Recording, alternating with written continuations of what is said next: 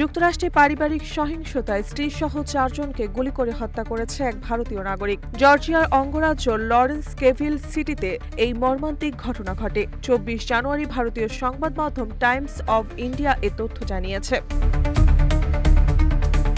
স্থানীয় পুলিশ জানায়, লরেন্স কেভিলের একটি আবাসিক এলাকায় একটি বাড়ি থেকে গুলির শব্দ পাওয়ার পর জরুরি সেবা বিভাগ ঘটনাস্থলে পৌঁছে 4 জনকে রক্তাক্ত অবস্থায় উদ্ধার করে। পরে ঘটনাস্থলেই তাদের মৃত ঘোষণা করা হয়। নিহতরা সবাই ভারতীয় নাগরিক। অভিযুক্তের নাম বিজয় কুমার।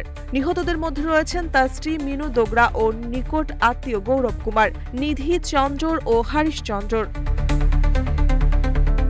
আটলান্টায় অবস্থিত ভারতীয় কনসুলেট এক বিবৃতিতে ঘটনার সত্যতা নিশ্চিত করে নিহতদের পরিবারের প্রতি শোক ও সমবেদনা জানিয়েছে। ঘটনার সময় ওই বাড়িতে 7, 10 ও 12 বছর বয়সী 3টি শিশু উপস্থিত ছিল। এ সময় শিশুরা একটি আলমারিতে লুকিয়েছিল। ভয়াবহ পরিস্থিতির মধ্যেই 12 বছর বয়সী এক শিশু জরুরি নম্বরে ফোন করে পুলিশের সহায়তা চায়। তার ফোন কলের পর দ্রুত পুলিশ ঘটনাস্থলে পৌঁছায়।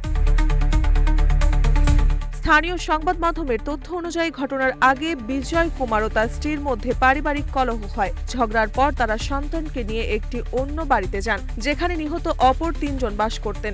সেখানেই গুলির ঘটনা ঘটে। পুলিশ জানিয়েছে, ঘটনার পেছনের কারণ ও পরিস্থিতির তদন্ত করে দেখা হচ্ছে।